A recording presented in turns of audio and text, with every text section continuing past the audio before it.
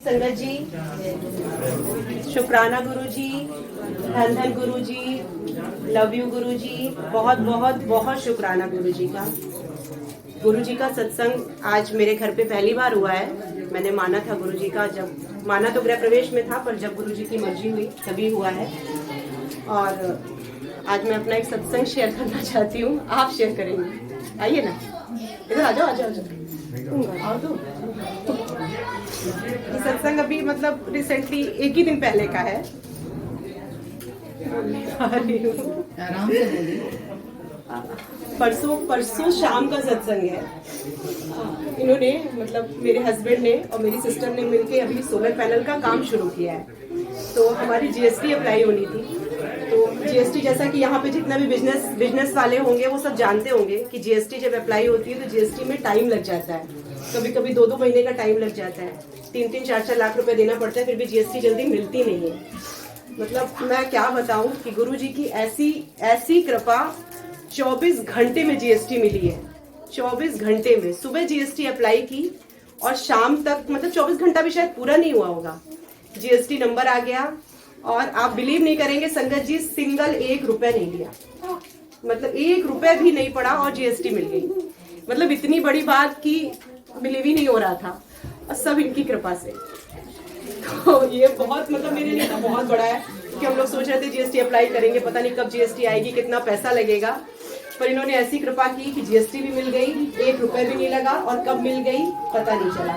आज इतनी संगत यहाँ बैठी है, मैंने भी बहुत लोग को दिखाया, गुरुजी के माथे पे एकदम साफ ओम के दर्शन हुए हैं। बहुत लोगों ने दिए भी हैं और शायद अभी भी दिख रहे होंगे। अभी भी दिख, बिल्कुल साफ, बहुत बड़ा गुरुजी के माथे पे इतना बड़ा ओम लिखा है, बिल्कुल साफ दर्शन हो रहा है। और चंदन पे मोर बना है। हाँ, और जो अभी मैंने भोग लगाया था दीदी आपने, मैं ऊपर, जब आंटी ने मुझे ऊपर इसीलिए बुलाया था, जो भोग के ऊपर कपड़ा डाला गया था उसके ऊपर कुछ नहीं तो क्या 50 ओम भी नहीं बने थे। मैंने वो कपड़ा बहुत संभाल के रखा है, उसके ऊपर इतने सारे ओम बने थे और इतना साफ गुरुजी का फेस 4 से 5 जगह। आंटी ने मुझे इसीलिए बुलाया था कि मतलब आपके ऊपर तो गुरुजी की वो कृपा है कि मैं बता नहीं सकती हूँ कि जगह जगह दर्शन हो रहे हैं। तो बस यही कहूंगी कि गुरुजी की बहुत कृपा है, बहुत कृपा है। बस इसी तरह अपनी कृपा मुझ पे बनाए रखिए और हमारे परिवार के साथ हमेशा रहे। और किसी को भी अपना सत्संग शेयर करना हो तो प्लीज शेयर करें। जय गुरु जी, लव यू गुरु जी, धन धन गुरु जी। मतलब बस जय गुरु जी। कुछ अभी 15 दिन पहले मेरा ब्रेस्ट में वो था, गांठ थी, तो मुझे टेंशन थी कि कहीं कैंसर न निकले, इस टाइप का टेंशन थी। तो मैं पहले बहुत रोई, कई बार रोई। फिर जब 22वीं होने जा रही थी, उसमें थोड़ा सा वो निकाला जाता है, उससे पता चल जाता है रिपोर्ट से कि आपको कैंसर है या नहीं है। तो मैं गुरुजी से कह रही थी कि गुरुजी कोई एक साइन दे दो, कुछ एक छोटा सा कुछ भी, कि मैं यहाँ से टेंशन फ्री हो जाऊँ, क्योंकि रिपोर्ट 5-6 दिन बाद आनी थी। 5-6 दिन में मैं रो रो के पागल हो जाती। मैं गुरुजी कुछ दे दो। कहीं कुछ नहीं समझ में आ रहा था। हॉस्पिटल पहुंची, हॉस्पिटल में कोई भगवान की फोटो नहीं, कहीं कुछ भी नहीं। मैं रो रही थी, अंदर से भी रो रही थी, ऊपर से भी रो रही थी। तो जब डॉक्टर के पास बैठी, वो निकाल लिया उन्होंने, उसके बाद एक छोटी सी, अगर मतलब हॉस्पिटल में कोई भी मानता होता तो कोई गुरुजी का बड़ा स्वरूप होता, कोई भगवान होते, कहीं कुछ नहीं। जहाँ मैं बैठी हूँ, डॉक्टर जब लिख रहे थे तो मेरे हस्बैंड भी साथ में थे, तो मैं अंदर से रो रही थी, ऊपर से नहीं रो रही थी, क्योंकि साथ में सीनियर डॉक्टर है सामने। मैंने कहा बस गुरुजी कुछ साइन दे दो। रास्ते में कोई साइन नहीं, कहीं कुछ नहीं। तो मैं बहुत टेंशन में थी कि गुरुजी ने कुछ साइन नहीं दिया, इसका मतलब कि कैंसर हो सकता है।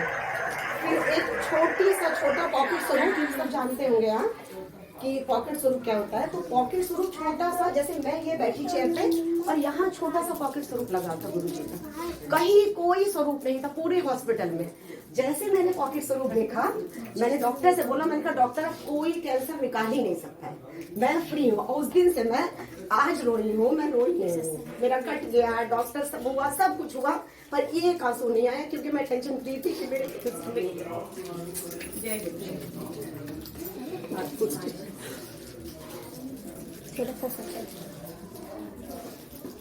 जय गुरु जी, शुक्राना गुरु जी।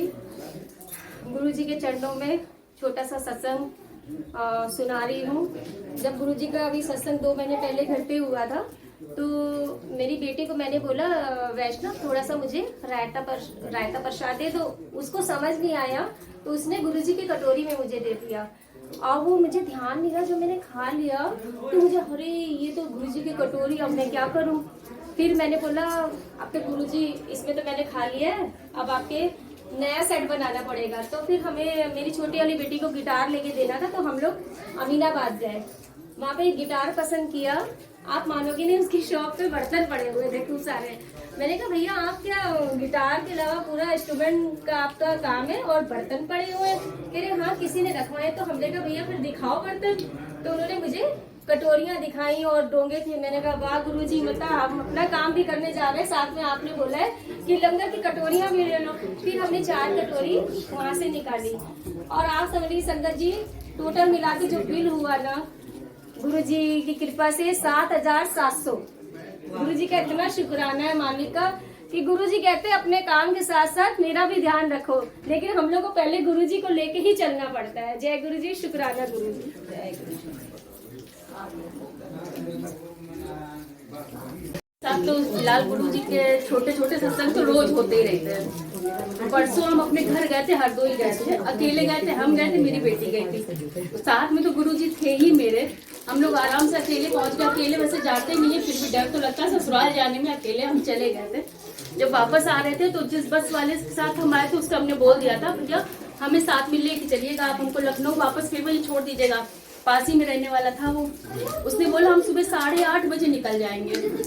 और बर्थडे था मेरे चाचू देवर के लड़के का, पहला बर्थडे था। रात में सोते सोते हम लोग को बहुत लेट हो गया था। सुबह मेरी 7:45 बजे आँख खुली, पूरा घर सो रहा था। बिना झाड़ू लगाए, नहाने की आदत नहीं तो पूरे घर में झाड़ू लगाई हमने। बर्तन थोड़े से पड़े थे वो भी धो लिए। 8:15 बज गया घड़ी में। फिर हम नहा के आए तो हमें 8:30 बज गया। अब हम कहे गुरुजी हम कैसे जाएंगे, अकेले बहुत सारा सामान भी था, हम क्या अकेले हम कैसे जाएंगे, कैसे उठाएंगे। हमने गुरुजी मेरे साथ रहना बस।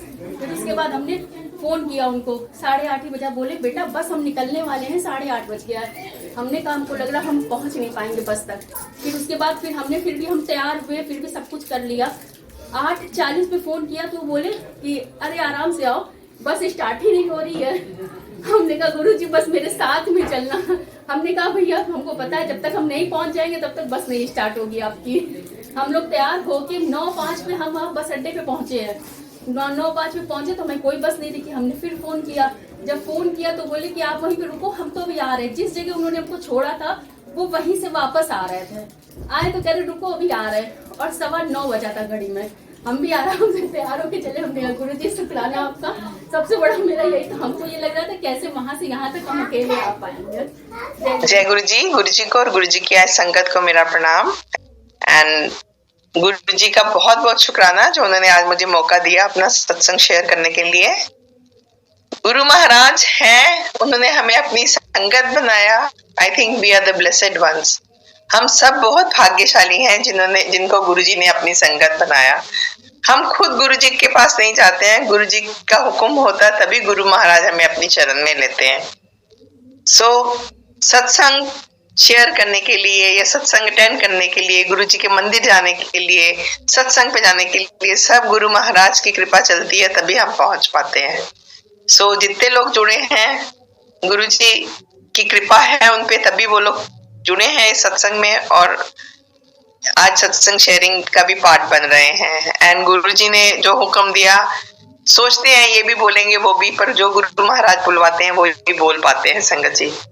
एंड ये ऐसा दरबार है, यहाँ सब कुछ मिलता है, लेकिन गुरुजी पहले हमें लाइफ बख्शते हैं, अच्छी सेहत बख्शते हैं।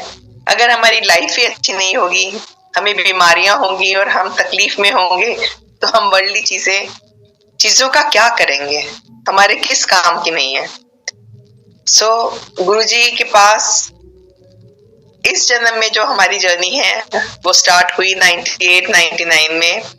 जनरली लोगों को कुछ दुख तकलीफ होती थी तभी गुरु महाराज के पास कोई ना कोई उनको इंट्रोड्यूस कराता था। आज भी आप लोगों को भी किसी ना किसी ने गुरु महाराज के दरबार तक पहुंचाया होगा। वंस हम किसी को गुरुजी को इंट्रोड्यूस कर देते हैं, उसके बाद हमारी ड्यूटी ओवर हो जाती है। आपके ऊपर बनता है कि आप गुरु महाराज से कितना लेते हैं और कितनी ब्लेसिंग्स ले पाते हैं। गुरुजी कहते थे कि गुरुजी भी मांगते हैं सरेंडर, मांगते हैं कि आप कितना विश्वास करते हैं उनमें। सिर्फ गुरुजी के सत्संग पे जाने से या गुरुजी का लंगर खाने से गुरु महाराज की ब्लेसिंग्स नहीं होती हैं, गुरुजी कुछ नहीं मांगते हैं। एक ये दरबार था जहाँ देखा कोई चढ़ावा नहीं चढ़ता था, गुरुजी सिर्फ भर भर के हमें ब्लेसिंग्स देते हैं और गुरुजी लंगर प्रसाद खिलाते हैं जो उसी में सारी ब्लेसिंग्स होती हैं। वही हमारा अमृत प्रसाद है। जल प्रसाद है, उसको भी लोग जब जाते हैं सत्संग पे इधर उधर कर देते हैं। नहीं, वो जल प्रसाद नहीं, वो गुरु महाराज का अमृत प्रसाद है। उसको अपने साथ फेंकना नहीं चाहिए, हमें अपने पास रखना चाहिए, उसको पूरा फिनिश करना चाहिए। जब 98-99 में हम लोग कैसे जुड़े, मैं उसके बारे में बताती हूँ। हमें मेरी कजन सिस्टर है आशा आंटी, आशा मेहरा आंटी, जिन्होंने she was income tax commissioner Delhi that time. तो वो गुरु महाराज उनके घर आए थे, तो उनको मालूम था मेरे अंकल बीमार हैं, उनको हार्ट अटैक आया था मेरे अंकल को। तो उन्होंने हमें कहा कि हमारे गुरुजी आ रहे हैं हमारे घर। उन दिनों भी गुरुजी कभी कभी किसी के घर जाते थे, उनके घर को या उनको ब्लेस करके, और गुरुजी जहाँ जाते थे वहाँ अपनी संगत लेके जाते थे और आज भी लेके आते हैं गुरुजी। बिना संगत के गुरुजी कहीं नहीं जाते थे। आंटी ने कहा कि हमारे गुरुजी आ रहे हैं, आप आके उनके दर्शन करिए। हम गुरु महाराज के बारे में कुछ नहीं जानते थे। जब उनके रिक्वेस्ट पे हम लोग चले गए, हमने कहा देखते हैं कौन से गुरुजी हैं। जब जैसे ही गए, हमें कुछ बताना नहीं पड़ा संगत जी उनको, बस हमने जैसे ही माथा टेका मेरे अंकल ने, हमने नहीं बताया उनको क्या हमें क्या प्रॉब्लम है। गुरुजी ने उनको देखते ही बोल दिया कि कल एक ओम ते लोटा लेके एम्पायर स्टेट आई। अब क्यों बुलाया क्या हमें नहीं मालूम था। तो हमें फिर वहां सेवादार और मेरी आंटी ने बोला, दीदी ने, कि आप एक लोटा तांबे का और ओम एक गोल्ड का ले लेना और आप एम्पायर स्टेट चले जाना। तो नेक्स्ट डे हमने एक ओम लिया गोल्ड का और एक लोटा लिया तांबे का, और मेरे अंकल अकेले गए। उन दिनों हम नोएडा रहते थे, तो अंकल अकेले गए, दूर पड़ता था बहुत एम्पायर स्टेट। तो अंकल ने कहा ठीक है मैं होके आता हूँ। तो अंकल गए। अंकल ने सोचा, पहले भी अंकल उससे पहले बहुत पंडितों के पास, क्योंकि हेल्थ प्रॉब्लम्स थी, इश्यूज थे, और भी कई इश्यूज चल रहे थे उनके। तो वो अपनी जन्म पत्रियां दिखा, उन्होंने कितने रिंग्स पहन रखी थी नगों की। महाराज के साथ जुड़ने के बाद सब छूट गया, हमने सब उतार के फेंक दी, क्योंकि गुरुजी इन चीजों में बिल्कुल बिलीव नहीं करते हैं। और फिर हमने अंकल गए, और अंकल ने जाते ही सोचा कि ये भी दूसरे पंडितों वगैरह के साथ महात्माओं की तरह कुछ करेंगे और मैं वापस आ जाऊंगा, पर वहां ऐसा नहीं था संगत जी। अंकल गए, वहां ऐसे भव्य दरबार था, गुरु महाराज विराजमान थे अपनी गद्दी पे। तो अंकल ने लेके उठ के जाने लगे, तो गुरुजी ने इशारा किया कि बैठ जा। तो अंकल बैठ गए। अंकल बैठ के उसके बाद चाय प्रसाद आई, हलवा प्रसाद बांटा गुरु महाराज ने, जो वो एक हाथ से देते थे, हम लोग दो हाथ में नहीं हमारे समाता था, बहुत सारा खिलाया करते थे। उसके बाद फिर लंगर प्रसाद आया, गुरबानी प्रसाद तो मिलता ही था, लंगर प्रसाद आया, वो 4 लोग एक थाली में खाते थे, अंकल ने भी ग्रहण किया वो। उसके बाद फिर सब लोग आज्ञा लिया करते थे। जब सारा संगत हो गई तो गुरुजी ने इशारा करके अंकल को बुलाया, उन्होंने कहा कि लोटा और ओम लेके आओ। तो अंकल लेके गए, तो गुरुजी ने ऐसे हाथ में लेके कुछ उसको ब्लेस किया और बोले कि ओम गले में पहन लेना, और जो लोटा है उसमें रात को जल भर के सोना है, सुबह उठ के जितना पी सकते हो पी लेना, बाकी का नहाने की बाल्टी में डाल लेना। सो दैट इज व्हाट उन्होंने मेरे अंकल को कहा था कि जितना पी सकते हो पी लेना। उसके बाद अंकल घर आ गए। सोचा नहीं था कि दोबारा जाऊंगा, पर गुरु महाराज के पास जो भी जाया करता था, गुरुजी उसको कहते थे आयो ते अंधेरिया करो। तो संगत जी, आप भी अगर दरबार जाते हैं तो जाते उनके साथ जुड़ के रहिए, गुरुजी बहुत ब्लेसिंग्स देते हैं। उसके बाद अंकल ने सोचा कि मैं नहीं जाऊंगा। जब वीकेंड आया तो अंकल ने हमें कहा, अंकल को अंदर से अपने आप ही एक क्रेविंग हुई कि बोले चलो मैं आपको ना गुरुजी के पास लेके चलता हूँ। मैं गया था, मुझे बहुत अच्छा लगा था। वो मैं कहती हूँ अंकल ने कहा, पर नहीं, वो गुरु महाराज का बुलावा था। एंड छोटे बच्चे और phones were not allowed in Guru Maharaj दरबार। पिन ड्रॉप साइलेंस होती थी वहां। उन्होंने अंकल ने, मेरे बच्चे कुछ बड़े थे, I have 2 sons, one was 10 years old and one was 13 years। तो हम अपने बच्चों को लेके गए थे और हमारे बच्चे चुपचाप वहां बैठ के पूरी कायदे कानून से वहां बैठते थे, गुरबानी सुनते थे, लंगर खाते थे, बिल्कुल चुपचाप बैठते थे, बिल्कुल शोर नहीं मचाते थे, समझदार थे थोड़े। तो उसके बाद गुरुजी से बहुत प्रसाद खाया उन्होंने, बहुत गुरुजी के पांव छुए हुए हैं और गुरुजी ने उनको बहुत ब्लेस करके करा। सो शुक्राना गुरु महाराज का बच्चों को इतनी ब्लेसिंग्स देने के लिए। उसके बाद फिर हमारी जर्नी स्टार्टेड। हम हर वीकेंड जाते थे बच्चों के साथ गुरुजी के, और फेस्टिवल्स पे ऑलमोस्ट गुरुजी के साथ ही मनाया करते थे। कई बार गए फेस्टिवल्स पे भी। एंड एक दो इंस्टेंसेस सुनाती हूँ गुरुजी के दरबार के।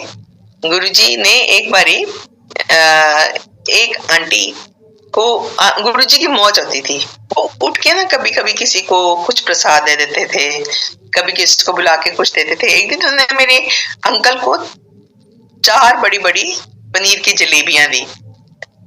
ही is a diabetic patient and अब आज भी वो इंसुलिन पे हैं। तो वो दी और उसके बाद फिर थोड़ी देर बाद बुलाया, 2 समोसे दे दिए बड़े बड़े। फिर थोड़ी देर बाद उनको इशारा किया और हलवा दे दिया। एंड मैं इशारों में अंकल को कह रही थी कि आप गुरुजी को मना कर दो कि वो आप मत खाओ, आपकी शुगर शूट अप कर जाएगी। हमारे दिमाग में यही चल रहा था, पर हम गुरुजी को ना नहीं कर सकते थे। गुरुजी जो भी देंगे हमको लेके हम खाते थे। हम उनको बिल्कुल भी कभी कोई संगत ना नहीं कर सकती थी उनको। फिर उसके बाद लंगर आया, वो भी खाया अंकल ने। अब हमारे मन में यही बात चल रही थी कि गुरुजी ऐसे क्यों खिलाई जा रहे हैं, अंकल की शुगर शूट अप कर जाएगी। सो सारी संगत खत्म हो गई। जब हम लोग आज्ञा लेने लगे, हम जाने से पहले आज्ञा लिया करते थे, माथा टेकते थे गुरु महाराज को। जैसे ही अंकल ने आज्ञा लेने के लिए माथा टेका, गुरुजी बोले कल शुगर चेक करके दसी कितनी है, ठीक है, अगली बार पूछूंगा। अंकल ने, हम दोनों मुस्कुरा पड़े कि गुरुजी को कैसे पता कि हमारे मन में क्या चल रहा है कि शुगर बढ़ी हुई है। एनीवे नेक्स्ट डे मॉर्निंग जब अंकल ने शुगर चेक करी, अंकल की शुगर बिल्कुल नॉर्मल थी। इतनी मिठाई खाने के बाद, इतने समोसे खाने के बाद, हलवा प्रसाद खाने के बाद, वो गुरुजी का वे ऑफ ट्रीटमेंट था। तो गुरुजी मिठाई खिला के अंकल की शुगर ठीक कर रहे थे। ऐसे ही वो मैं आंटी की बात बता रही थी कि गुरुजी ने उठ के लंगर के समय कभी कभी किसी को कुछ कुछ दे देते थे उठ के। तो एक आंटी लंगर ले रही थी, तो आंटी को 3 रोटी प्रसाद ऐसे हाथ से डाल दी, ले आंटी खा। अब आंटी ने 1 रोटी खाई, 2 खाई, तीसरी उससे नहीं खाई गई। आंटी ने क्या किया, वो रोटी उठा के ऐसे से करके देखा कि गुरुजी कहीं देख तो नहीं रहे हैं। She folded that roti and उसने पर्स में डाल ली कि गुरुजी तो देख नहीं रहे हैं, उनको क्या पता। अब वो चली गई घर। Next time when she came, जैसे गुरुजी को माथा टेक के उठ के बैठने लगी, तो कहते हैं आंटी, गुरुजी बुलाते हैं उसको, आंटी अंदर आ। आंटी ने कहा हाँ जी गुरुजी। कहते हैं फिर गोडे कितना तेरे?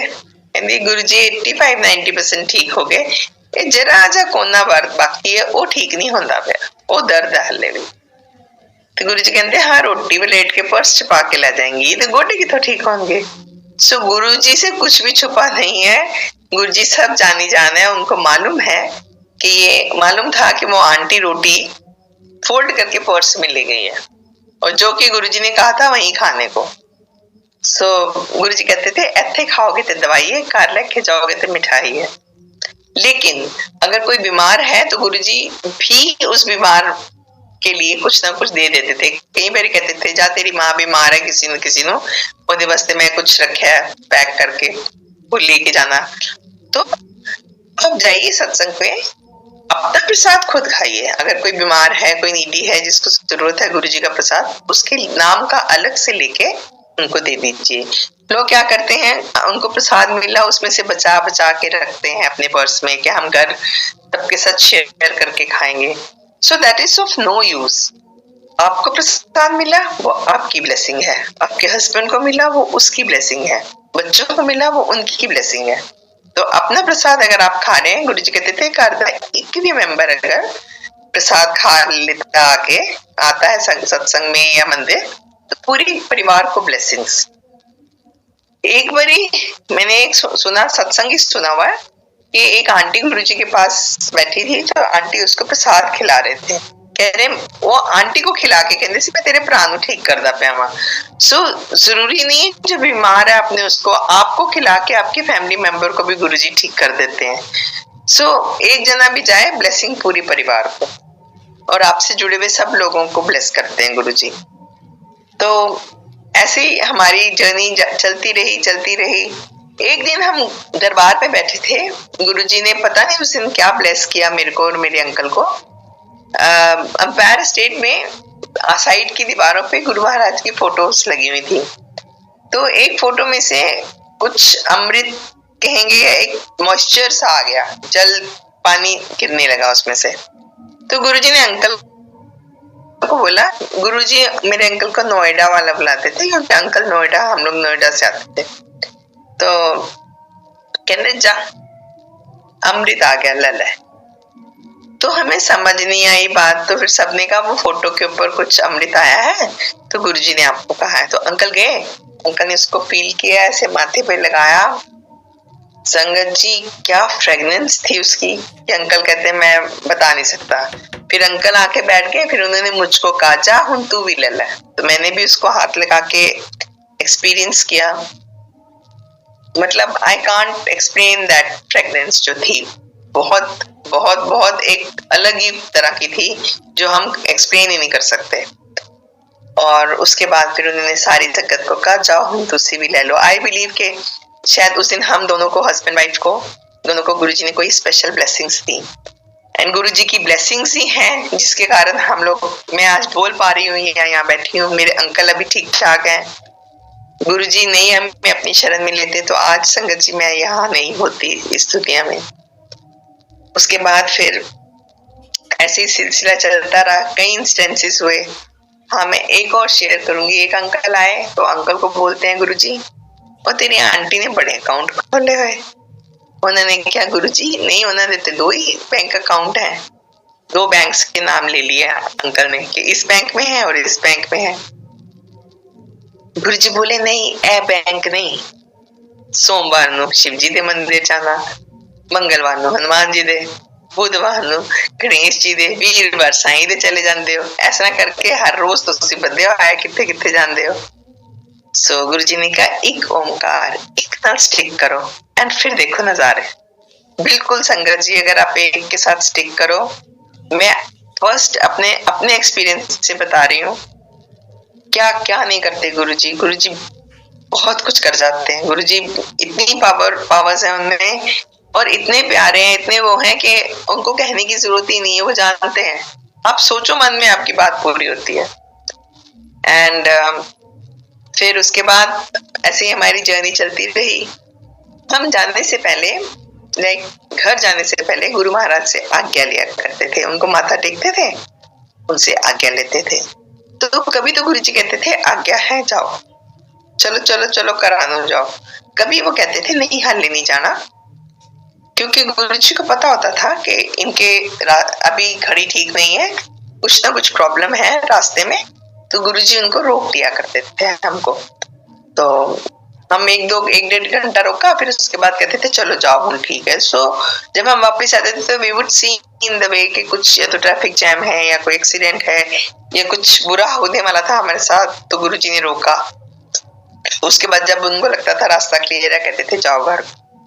ऐसे एक दिन हम माथा टेक के गुरु महाराज से आज्ञा लेने लगे, तो गुरुजी ने कहा अभी नहीं जाना। उन दिन तो बड़ा मंदिर बन चुका था और गुरुजी कई लोगों को बारी बारी से बड़ा मंदिर दिखाने ले जाते थे। तो गुरुजी ने कहा आपा बड़े मंदिर जावांगे। हमने कहा ओके। तो हम लोग ने गाड़ियां निकाली, गुरुजी अपनी गाड़ी में, तो उनके पीछे हमने उनको फॉलो करा और हम बड़े मंदिर पहुंच गए। अब बड़े मंदिर पहुंच के गुरुजी ने रैंडमली 4-5 आंटियों को ऐसे इशारा कर करके बुलाया, तू भी आजा तू भी आजा करके। And I was one of them, मुझे भी बुलाया। अब संगत जी उस वक्त तो हम बड़े खुश हो रहे थे कि गुरुजी ने देखो सबको बोला, जाओ देख लो, हम 4-5 लोगों को बोला के अब मैं दिखाता हूँ। मतलब we thought we are something special, but नहीं, गुरु महाराज के दरबार में कोई स्पेशल नहीं है, सब एक बराबर है। एंड मे बी जो प्रॉब्लम से मैं गुजरी वो आंटियां भी गुजरी होंगी। उन दिनों कोई इंटरेक्शन नहीं था, वी डिडंट नो एनीवन। मैं नहीं जानती वो आंटियां कौन होंगी, क्योंकि ना तो फोन्स थे, ना नेम्स एक्सचेंज होते थे। हम लोग वहां जाके पिन ड्रॉप साइलेंस में बैठते थे और गुरुजी के पास, और बात तो होती नहीं थी, और फिर उसके आगे लेने के बाद सब अपने अपने घर आ जाते थे। सो अगर आज पूछो तो मैं नहीं जानती वो आंटियां कौन है। एनीवे, हम लोग जब उतरे अंदर गए तो गुरुजी ने पत्तियों को हाथ लगाया, बोले इत्थे दी की पत्ती बोलोगी। सो दैट मीन्स बहुत ग्रीनरी रहेगी। जिसने मंदिर देखा है तो आपने देखा होगा कि बहुत ग्रीनरी है। गुरु महाराज के मंदिर बहुत सुंदर है, पेड़ पौधे बहुत लगे हुए हैं। देन अंदर जाने के बाद मंदिर के अंदर लेके गए गुरु जी हमें। तो when we enter, it's under a Shivling, एक शिवलिंग के नीचे बना हुआ है मंदिर। तो गुरु जी ने ऊपर देख के कहा, ए वेख्या शिवलिंग, इत्थे मैं 12 ज्योतिर्लिंगां दा सार पाया है, और इधर आने तो बाद कितने भी और जान दी लोड़ नहीं है। ਇਹਦੇ ਅੱਗੋਂ भी जो लंघ जाएगा, जो इसके आगे से भी निकल जाएगा, उसको भी ब्लेसिंग्स है। सो इन दिस पैंडेमिक, जब सबको कोरोना हुआ, मंदिर बंद था, हम लोग सब बाहर से ही दर्शन करके गुरु महाराज की ब्लेसिंग्स लेके जाते थे। और गुरु जी कहते थे बड़ा माड़ा वक्त आएगा, बड़ा माड़ा वक्त। वी डिडंट नो कि ऐसा माड़ा वक्त भी आएगा। सो एनीवे, गुरु जी का बहुत शुक्राना, हम लोग को सबको ठीक ठाक रखा हुआ है गुरु जी ने संभाल के। उसके बाद उनके उस हॉल के लेफ्ट साइड में एक रूम है जहां गुरु महाराज के चोले डिस्प्लेड हैं। वहां गुरु जी ने कहा, इत्थे मैं कैंसर का इलाज करूंगा, एक पासे अंकल नु पाऊंगा तो एक पासे आंटियां नु पाऊंगा। सो व्हाट वी लर्नड कि बहुत पावरफुल मंदिर बनाया है गुरु जी ने, बहुत ग्रीनरी रहेगी। गुरु जी यहाँ कैंसर ठीक करेंगे, क्योंकि गुरु जी तब भी कैंसर ठीक करते थे लोगों के। गुरु जी तब भी हार्ट वालों की प्रॉब्लम सॉल्व करते थे। सो हमें तो कैजुअल लगा, नथिंग न्यू इन दैट, है ना। Guru ji was already doing all those things. हम ना समझते, हमने उनकी बात नहीं समझी, और बैकयार्ड दिखा के आज्ञा दी, हम लोग अपने अपने घर आ गए। एंड उसके बाद 2003 में एक ऐसा विचार उत्पन्न हुआ मन में कि अब बड़ा मंदिर नहीं आना है हमको, घर से ही हम उनको प्रेयर करेंगे, क्योंकि दूर पड़ता था हमें। वो गुरु महाराज की आज्ञा नहीं थी हमें मंदिर जाने के लिए, तो जैसे गुरु जी ने हमें डिटैच कर दिया। हम घर में उनकी रखी हुई फोटोज थी। एक दिन गुरु जी बैठे बैठे मेरे अंकल को बिठा लिया पास, साइन करके गुरु जी किसी पे ब्लेसिंग्स ऑलवेज, उनको 4, 5, 6 ऐसे फोटोज दी उन्होंने। तो वो सब थी हमारे मंदिर में। जो छोटा घर में हर किसी के मंदिर होता है, उसमें गुरु जी की वो फोटोज लगी हुई थी। जोत जलाते थे, अंकल लोटे का जल पीते थे। अंकल ने क्या कहते हैं, ओम भी पहना हुआ था, आज भी पहना हुआ है। एंड उसके बाद फिर इन्होंने हमने बस जाना हमारा डिसकंटिन्यू था, और हमें मंदिर जाने की आज्ञा नहीं थी। गुरु जी ने डिटैच कर दिया। 2003 में हम जाना बंद करते हैं, और 2004 में हमारी ट्रांसफर हो जाती है, and we go to Kerala. मेरे uncle was working with Bharat petroleum, and उनकी ट्रांसफर हो जाती है केरला। एंड संगत जी, केरला जाने के बाद 2007 में देखिए, हमने सोचा हमारे साथ बहुत बुरा हुआ। हम नॉर्थ इंडियन से, हमें साउथ भेज दिया गया, पता नहीं क्यों भेज दिया गया, बहुत दूर है घर से। It was quite far of, बहुत दूर था हमारे घर से। पर हमने गुरुजी के पास जाना बंद किया, पर गुरुजी ने हमारे बारे में सोचना बंद नहीं किया। गुरुजी न्यू कि अंकल के साथ, अगर अंकल जॉब में यहाँ होंगे नोएडा में, तो इनके साथ कुछ बुरा हो जाएगा, कुछ प्रॉब्लम क्रिएट हो जाएगी ऑफिस में। बिकॉज गुरु अंकल से जिस इंसान ने चार्ज लिया, उसके ऊपर कई एलिगेशंस लगे झूठे। सो गुरुजी ने उससे बचाने के लिए अंकल को पहले ही केरला भेज दिया, दूर ट्रांसफर करा दी। जब सब ठीक हो गया, 2009 में हमें पता चला गुरु महाराज ने चोला छोड़ दिया। उसके बाद भी नो, गुरुजी तो कहीं नहीं गए हैं, सिर्फ उन्होंने चोला छोड़ा है। फिर 2009 में अगेन गुरुजी ने हमें वापस बुलाया, and we were transferred again to Noida. And now हम नोएडा तो आए, पर हमने हमारा घर बना के गए थे गुड़गांव में। वी ऑल नो गुरुजी ने गुड़गांव को ब्लेस किया हुआ है, एंड हमने गुड़गांव को शिफ्ट किया। We didn't shift to Noida. Uncle यहाँ से रोज सुबह वहां जाते थे ऑफिस, बहुत दूर पड़ता था, लेकिन अंकल सुबह यहीं से गुड़गांव से ऑफिस जाते थे नोएडा, और वहां से वापस आते थे रात को। बट हम कहते हैं हमने शिफ्ट किया, हमने नहीं शिफ्ट किया, ये गुरु महाराज की प्लानिंग थी, क्योंकि हमारे ऊपर कुछ प्रॉब्लम आने वाली थी, गुरुजी ने उसको सॉल्व करने के लिए हमें यहाँ बुलाया। और 2009 में हम आते हैं, 2010 में गुरुजी ने एक आंटी को मेरे घर भेजा। She gives me introduction of Guru Maharaj के। गुरुजी हैं, उनका ऑफिस, उनका मंदिर है पार्टी पाइंस के पास। तो मेरे मंदिर में गुरुजी की फोटो थी, उनके हाथ की दी हुई थी, जिसपे उन्होंने साइन इन किया हुआ है। मैंने वो दिखाई उनको, मैंने कहा ये, बोली हाँ, how do you know him. तो बस हम दोनों का सत्संग शुरू हो गया। मैंने बहुत गुरुजी के दरबार में जो होता था बातें बताई, और उसके बाद आई रिक्वेस्टेड दैट आंटी कि मेरे को क्या गुरुजी के मंदिर ले चलोगी। She says okay. So she was a media. वो हमको दोबारा गुरु महाराज के मंदिर ले जाना शुरू करा, और मेरे अंकल ने भी जाना शुरू करा। उन्होंने भी एक बारी भी मना नहीं किया कि मैं नहीं जाऊंगा। And our second phase of journey started in 2010। संगत जी 2010 में मैं वहां जाती हूँ, दोबारा गुरुजी बुलाते हैं मैं अपने पास। और 2012 सितंबर में मेरे को मेरे दोनों बच्चे सिडनी में सेटल्ड है। एक लोअर एब्डोमेन में पेन उठती है, और हम लोग वहाँ, हमारी हॉलिडे खत्म होने वाली थी बच्चों के पास से, हम वापस आने वाले थे 2-4 दिन में। तो हमने सोचा कि हम इंडिया जाके दिखाएंगे। तो एज वी रीच इंडिया, हमने इंडिया के मैंने अपने डॉक्टर को दिखाया। And to cut short, 4th stage ovarian cancer was detected. मेरे को 4th stage ovarian cancer detect हुआ, जो पूरी बॉडी में फैल चुका था। कोई भी सिम्टम्स नहीं थे मेरे को। डॉक्टर्स ने कहा आप सिर्फ 6 months मोर टू गो, आप 6 महीने से ज्यादा नहीं जिएंगे। हमने फर्स्ट, सेकंड, थर्ड 3-4 डॉक्टर्स से ओपिनियंस लिए, सबने यही कहा कि आपकी कंडीशन बहुत खराब है, आप 6 महीने से ज्यादा जिंदगी नहीं है आपकी पूरी बॉडी में फैल चुका है कैंसर। एनीवे, सबने बच्चों को कहा कि आप वापिस आ जाओ, उनको छुट्टी नहीं मिल रही थी। बोले जॉब छोड़ के आ जाओ, because your mom will not be there after 6 months। But वो कहते हैं ना, सरेंडर कर दो मुझे। सरेंडर बहुत छोटा वर्ड है, लेकिन करना इतना आसान नहीं है। मैं भी समझती हूँ इसको, आप भी समझते होंगे, बट वो भी गुरु महाराज अपने आप कराते हैं। मैं इतना गुरुजी के साथ जुड़ चुकी थी तब तक। मैंने बोला मुझे कुछ नहीं होगा बेटा, आने की जरूरत नहीं है, नौकरी छोड़ने की जरूरत नहीं है, when I need you I will call you. And उसके बाद मेरी कीमोथेरेपी स्टार्ट हुई। 3 months कीमोथेरेपी दी मुझे, हफ्ते में 2 दिन बहुत स्ट्रॉन्ग कीमो दी जाती थी। After 3 months of chemotherapy, doctors ने कहा ma'am please don't change your clothes, we want to retest you. So again एक बारी फिर मेरा वो पेट स्कैन हुआ। मेरे को मशीन से जब बाहर निकाला, 1 more team of doctors he doctors आई जा रहे थे। वो डिस्कशंस चल रहे थे, हम घबरा गए थे कि पता नहीं क्या बात है, क्यों इतने घबराए हुए हैं doctors. Then out of curiosity हमने पूछा डॉक्टर साहब क्या बात है, आप लोग इतने परेशान क्यों हैं। सो डॉक्टर्स ने कहा कि मैम जो 4th स्टेज कैंसर था, और हमने कहा कि आप सिर्फ 6 months तक है आपकी लाइफ, और पूरी बॉडी में फैल चुका है। हम आपका पेट स्कैन देख के हैरान है कि आपका कैंसर गया कहाँ।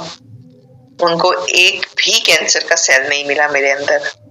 And they were shocked to see the results of my this thing reports. So ये है हमारे गुरु महाराज 3 महीने की कीमोथेरेपी में के साथ।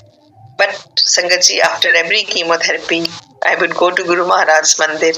I was not supposed to eat certain things, क्योंकि we all know we have chutneys, achars and salads in Guru Maharaj's लंगर। मेरे को मना थी, लेकिन मैं तो खाती थी और कहती थी गुरुजी यही मेरी कीमोथेरेपी है असली, तुसी देख लेना। गुरुजी की फोटो नहीं है, हम लोग कहते हैं गुरु महाराज खुद हर स्वरूप में विराजमान है। तो मैं तो उनसे बात करती हूँ और उन्हीं से सब कुछ डिस्कस करती हूँ।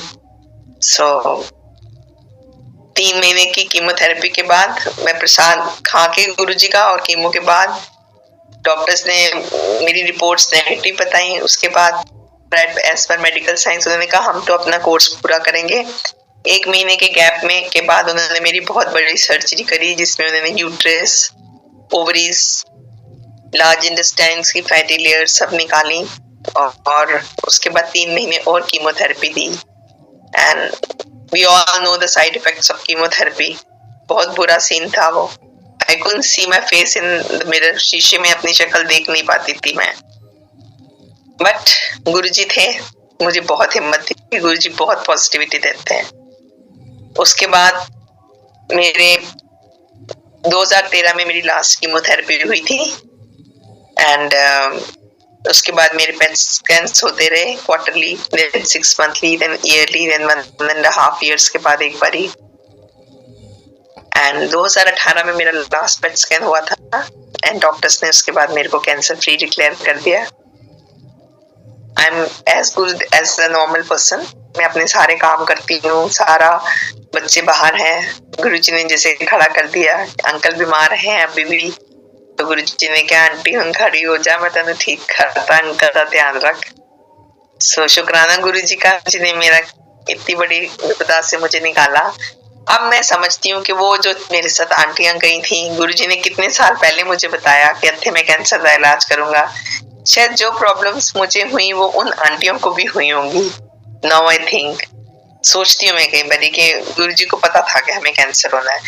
एक दिन मैं दरबार में बैठी थी संगत जी, तो मेरे अंकल ने मुझे ना बहुत ब्रोंकाइटिस एक्यूट रहती थी, तो मेरे अंकल ने कहा इतनी खांसी होती है, चेंज ऑफ वेदर में बहुत प्रॉब्लम्स होती थी। तो अंकल ने कहा जहाँ गुरुजी को बोल लोटा ब्लेस कर दे। तो जैसे ही मैं उठ के गई, मतलब बहुत कहने पे बहुत फोर्स किया, अंकल ने बोला कि कोई नहीं जाना, अंकल गुरुजी से बोल, सब लोग जाते हैं बोलते हैं उनको। तो मैंने जाके बोला, मैंने जैसे ही कहा गुरुजी लोटा, गुरुजी ने मेरे को ना इतनी जोर से डांटा। गुरुजी ने कहा बच जा, तो मैं कोई डॉक्टर की दुकान खोली हुई है, लोटा ब्लेस कर दो। सो अब मेरे को समझ आती है गुरुजी ने क्यों डांटा।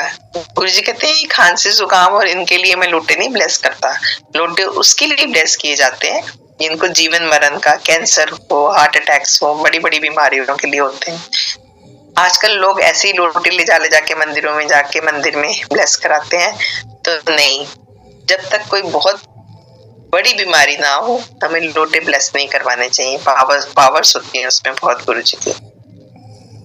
तो मेरे को यही लगा कि गुरुजी ने सोचा कि कैंसर होएगा तो लोटा ब्लेस करूंगा, नहीं कराना लोटा ब्लेस।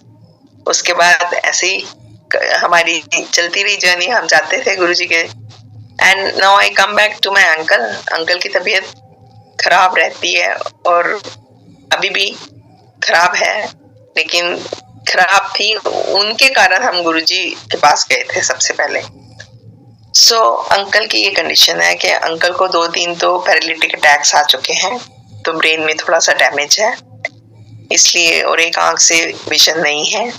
हार्ट 25% वर्क करता है, और हार्ट क्योंकि पंप नहीं करता तो लंग्स में पानी भर जाता है उनके, एंड उनको ब्रेथलेसनेस हो जाती है, और फिर ऐसी कंडीशन हो जाती है जो कोरोना में लोग सांस नहीं ले पाते थे, वेंटिलेटर पे जाना पड़ता है।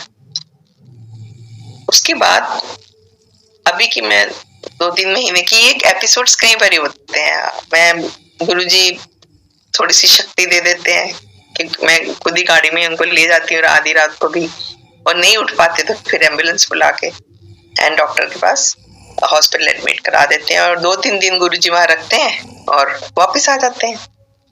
और मैं हमेशा गुरुजी की फोटो के सामने खड़े होके बोलती थी कि गुरुजी मैं कल नहीं है, एक ही कर दे पे हो, मैं कि मैं साहब मांगी अंकल दूं। उसके बाद क्या हुआ, हम इसी फरवरी में, लास्ट फरवरी, अब तो 25 आ गया, 24 फरवरी में हम लोग ऑस्ट्रेलिया गए थे। ऑस्ट्रेलिया गए तो वहां मेरे अंकल का यही प्रॉब्लम हो गई, लंग्स में पानी भर गया। Because I know his condition, मुझे लगता था अंकल की तबीयत ठीक नहीं है, पर अंकल वॉज इंसिस्टिंग कि नहीं मेरी तबीयत ठीक है। बच्चों को बोला नहीं मुझे कुछ नहीं है, मैं ठीक हूँ।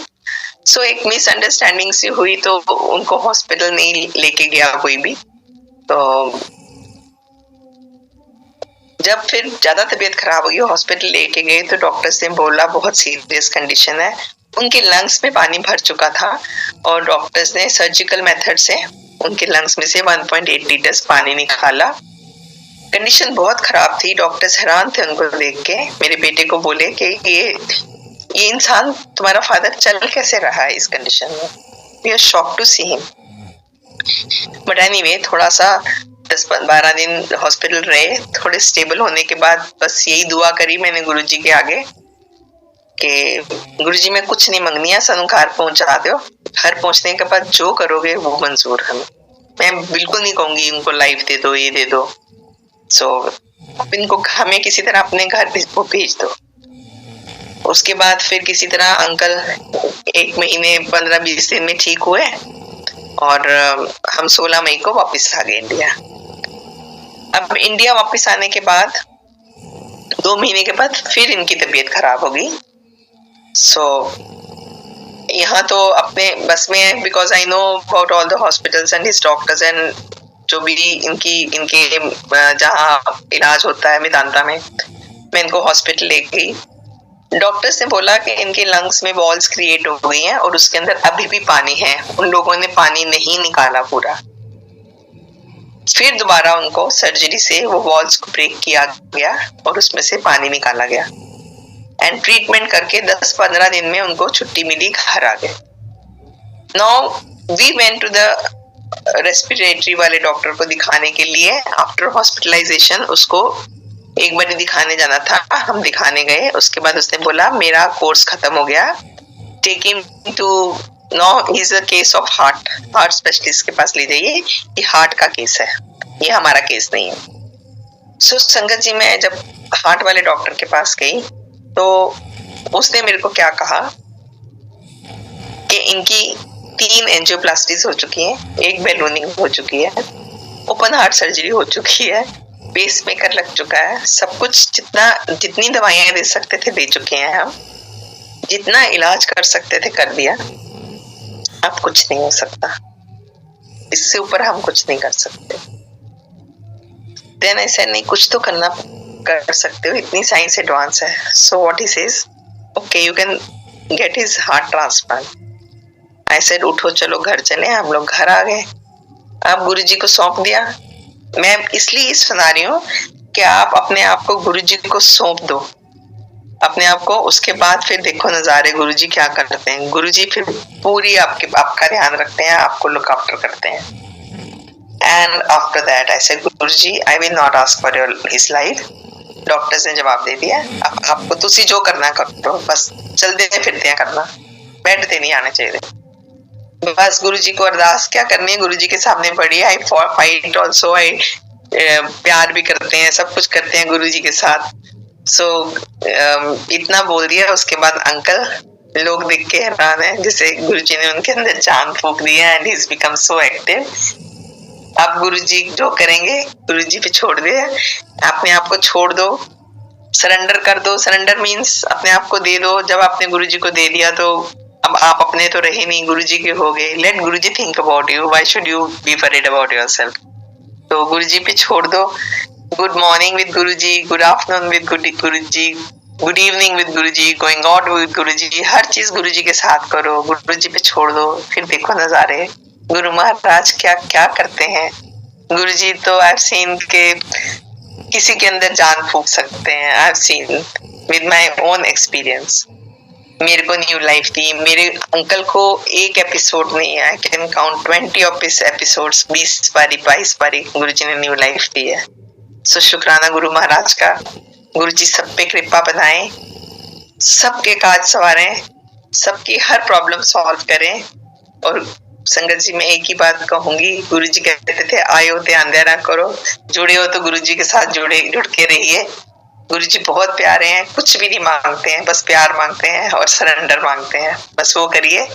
शुक्राना गुरुजी का। जय गुरुजी, शुक्राना गुरुजी। Recording stopped. Jai Guruji Maharaj, thank you so much, Auntie, for such an inspirational journey with Guruji Maharaj, and your experiences really are so touching in so many ways, and I'm sure संगत को बहुत answers मिले होंगे आपके सत्संग से, and we would like to call you again on our platform so you can share. Sure aunty, any time. बस गुरुजी हमको इतनी पॉजिटिविटी देते हैं ना कि बस आई कांट टेल यू।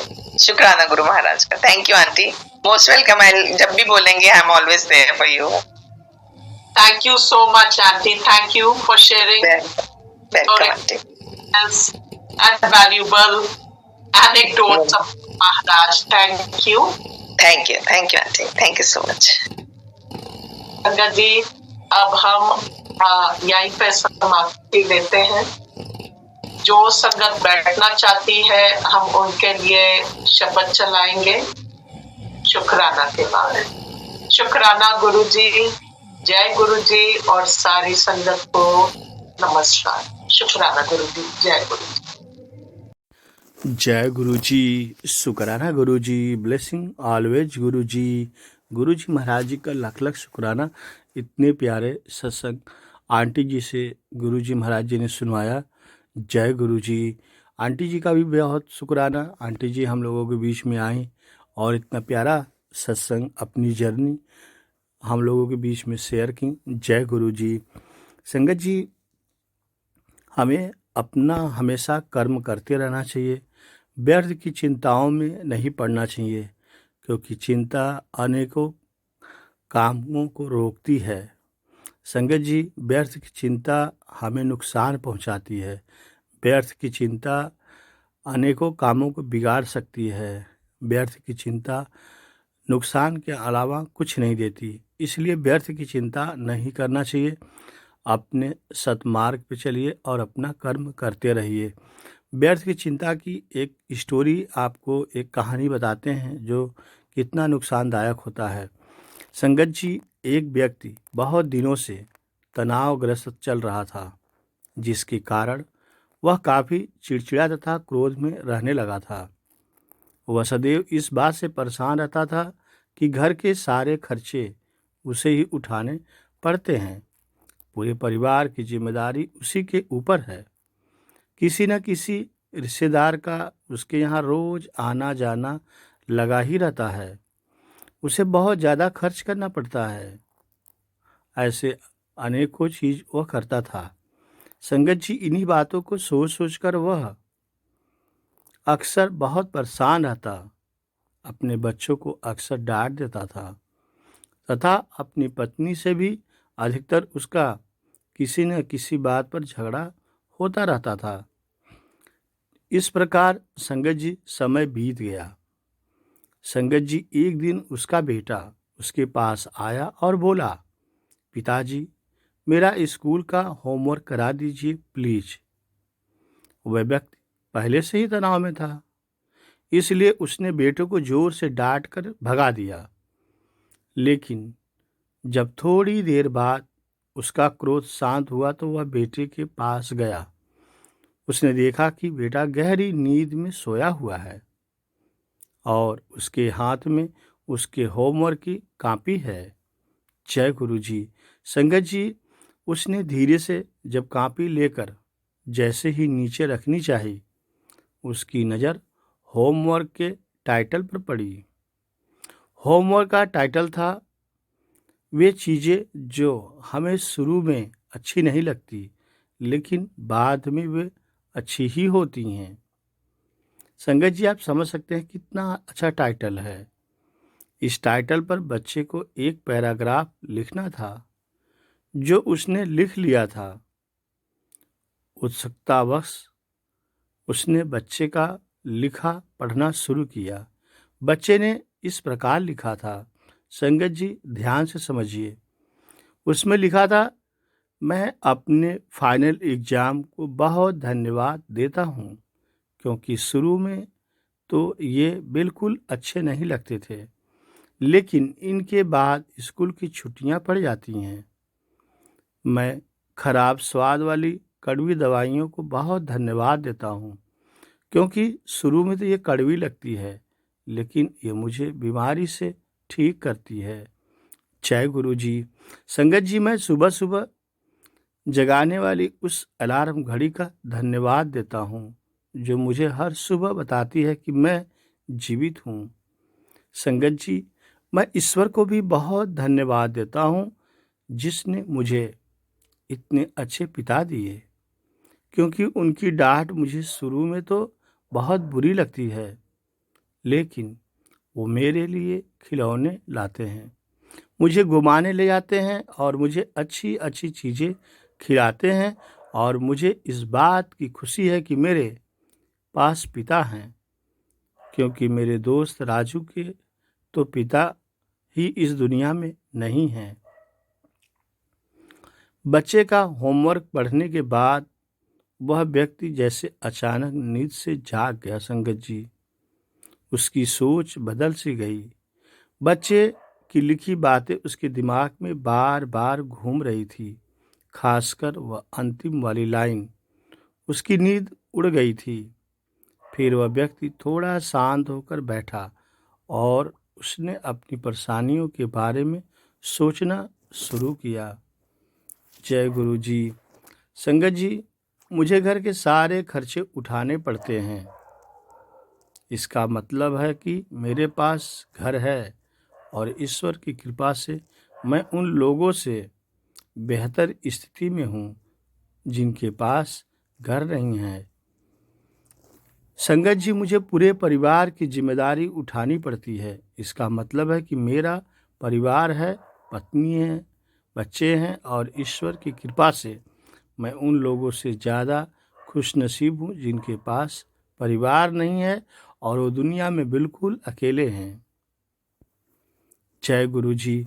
संगत जी, मेरे यहाँ कोई ना कोई मित्र या रिश्तेदार आता जाता रहता है। इसका मतलब है कि मेरी एक सामाजिक हैसियत है और मेरे पास सुख दुख में साथ देने वाले लोग भी हैं। संगत जी, मैं बहुत ज़्यादा खर्च करता हूँ। इसका मतलब है कि मेरे पास अच्छी नौकरी है और मैं उन लोगों से बेहतर हूँ जो बेरोजगार हैं या पैसों की वजह से बहुत सी चीज़ों और सुविधाओं से वंचित हैं। हे मेरे भगवान, तेरा बहुत बहुत शुक्रिया, तेरा बहुत बहुत धन्यवाद। मुझे क्षमा करना, मैं तेरी कृपा को पहचान नहीं पाया। इसकी बाद उसकी सोच एकदम से बदल गई। संगत जी, उसकी सारी परेशानी, सारी चिंता एकदम से जैसे खत्म हो गई। वह एकदम से बदल सा गया। वह भागकर अपने बेटे के पास गया और सोते हुए बेटे को गोद में उठाकर उसके माथे को चूमने लगा और अपने बेटे को तथा ईश्वर को धन्यवाद देने लगा। जय गुरु जी, शुक्राना गुरु जी। संगत जी, आप समझ गए होंगे कि व्यर्थ की चिंता नहीं करनी चाहिए। हमारे सामने जो भी परेशानियां हैं, हम जब तक उनको नकारात्मक नज़रिए से देखते रहेंगे तब तक हम गंभीर परेशानियों से घिरे रहेंगे। लेकिन जैसे ही हम उन्हीं चीज़ों को, उन्हीं परिस्थितियों को सकारात्मक नज़रिए से देखेंगे, हमारी सोच एकदम से बदल जाएगी। सारी चिंताएं हमारी, सारी परेशानियां हमारी, सारे तनाव हमारे एकदम से खत्म हो जाएंगे और हमें मुश्किलों से निकलने के नए नए रास्ते गुरुजी महाराज जी स्वयं दिखाने लगेंगे। ऐसी कृपा गुरुजी की होती है। इसलिए संगत जी, व्यर्थ की चिंता में ना पड़ें। गुरुजी का सत्संग, सेवा, सिमरन, अनंत भक्ति कीजिए। गुरुजी महाराज जी तो परम दयालु हैं, परम पिता परमेश्वर हैं। उनको सब पता है आपको कब क्या देना है, क्या नहीं देना है। जो उचित रहता है गुरुजी अवश्य देते हैं। जय गुरुजी, शुक्राना गुरुजी।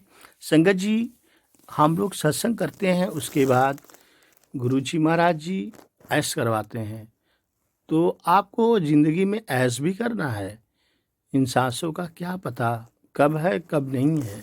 जीवन मिला है, आनंद के साथ जिए। जय गुरुजी। इसीलिए गुरुजी महाराज जी प्यारे कहते थे, जा ऐश कर, तेरा कल्याण कितना। जय गुरुजी।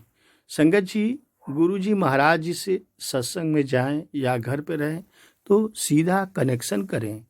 गुरुजी कहते थे, संपूर्ण सरेंडर करो। इसलिए संगत जी, जब भी आप सत्संग में जाएं तो गुरुजी से सीधा टेलीपैथी के माध्यम से जुड़ जाएं, उनसे बातें करें। सीधा गुरुजी से कैसे कनेक्शन आपको रखना है उसके लिए हम यहाँ आपसे जिक्र करने जा रहे हैं। ध्यान से सुने, आप जरूर गुरुजी से जुड़ जाएंगे। संगत जी, गुरुजी से कनेक्शन कैसे रखें? तो संगत जी, पहला है, कभी किसी के साथ अपने जीवन की समस्याएं न शेयर करें। गुरुजी के साथ सब कुछ शेयर करें, गुरुजी आपका अवश्य कल्याण करेंगे। संगत जी, दूसरा, जब भी दुखी या परेशान हो या गुस्सा हो तो मंत्र जाप का उच्चारण करें। मंत्र जाप पढ़ना शुरू कर दें, आपका दुख या परेशान जिस चीज़ से हो रहे हैं वह समस्या खत्म हो जाएगी। संगत जी, तीसरा, जब भी लोग आपको चोट पहुंचाते हैं तो भजन या सत्संग सुने, आपकी चोट की पीड़ा खत्म हो जाएगी। आप भजन सत्संग सुने। संगत जी, चौथा, हमेशा गुरुजी से उम्मीद रखो। संगत जी, हम बहुत कुछ उम्मीद दुनिया वालों से रख लेते हैं, मिलता कुछ नहीं है। इसलिए अपने ईश्वर गुरु से उम्मीद रखिए। देने वाला ईश्वर है, गुरु है। वो जब देता है तो कोई रोक नहीं पाता, छप्पड़ फाड़ के देता है। जय गुरु जी। पांचवा, संगत जी, जीवन में जो मांगना है वो हमेशा गुरु जी से मांगे, दूसरों से न मांगे। छठा, गुरु जी कभी आपको निराश भी नहीं करते। आप दूसरों से मांगोगे, पता नहीं मिलेगा या नहीं मिलेगा, लेकिन अपने ईश्वर गुरु से मांगोगे तो सही समय आने पर अवश्य मिलेगा। ऐसी कृपा गुरु की हमेशा बरसती है। ऑलवेज से शुक्राना टू गुरु जी। संगत जी, हमेशा हमें हर पल करते रहना चाहिए। संगत जी, आठवां, स्वयं को गुरु जी के दिव्य चरण आभा में समर्पित कर दें, कल्याण आपका निश्चित होगा। संगत जी, नौवां, गुरु जी को हाथ पकड़ने दो, क्योंकि आप छोड़ सकते हैं लेकिन गुरु जी का हाथ कभी नहीं छोड़ेंगे। इसलिए जब भी सत्संग सेवा सिमरन में लगे हों तो गुरु जी से यही अरदास किया करिए, ये गुरु जी, हम तो आपके बच्चे हैं, आपको मेरा हाथ पकड़ना है, आप पकड़ेंगे तो कभी नहीं छूटेगा। संगत जी, 10वां, खाना बनाते समय, खाते समय, हर पल हर सेकंड, पढ़ाई करते समय गुरु जी से बात करें, ताकि गुरु जी के साथ आपकी टेलीपैथी और मजबूत हो जाए, आप गुरु जी से कनेक्ट हो जाएंगे। संगत जी, 11वां, आप अपने जीवन में किसी और से ज़्यादा गुरु जी को हमेशा प्यार करें। यही सीखा है अब तक, जब से गुरु जी से जुड़ा हूँ। गुरु जी से अनंत प्यार करिए, गुरु जी की अनंत भक्ति कीजिए, सेवा सत्संग सिमरन कीजिए, आप गुरु जी से सीधा कनेक्शन बना सकते हैं अपना। जय गुरु जी, शुक्राना गुरु जी। संगत जी, आज का सत्संग यहीं समाप्त करते हैं और आशा करते हैं कि गुरु जी का प्यारा सत्संग आपको अच्छा लगा होगा। गुरु जी महाराज जी आपको और आपके पूरे परिवार को ब्लेस करें, यही मैं आशा करता हूँ, गुरु जी से निवेदन करता हूँ। जय गुरु जी, शुक्राना गुरु जी, ब्लेसिंग ऑलवेज गुरु जी। संगत जी, गुरु जी का चैनल है गुरु जी सत्संग बड़े मंदिर ब्लेसिंग, चैनल को सब्सक्राइब कर लीजिए, नोटिफिकेशन बेल ऑन कर लीजिए। गुरु जी का टुडे का सत्संग, गुरु जी का लेटेस्ट सत्संग आपको सुनने को देखने को मिलता रहेगा। जय गुरु जी। संगत जी, गुरु जी की बढ़ियाई, गुरु जी की महिमा हमेशा करते रहें, गुरु जी बहुत खुश होते हैं। जय गुरु जी। संगत जी, गुरु जी का यह सत्संग दूसरे संगत को फॉरवर्ड कीजिए, शेयर कीजिए, जिससे गुरु जी की ब्लेसिंग दूसरी संगत ले सके। जय गुरु जी।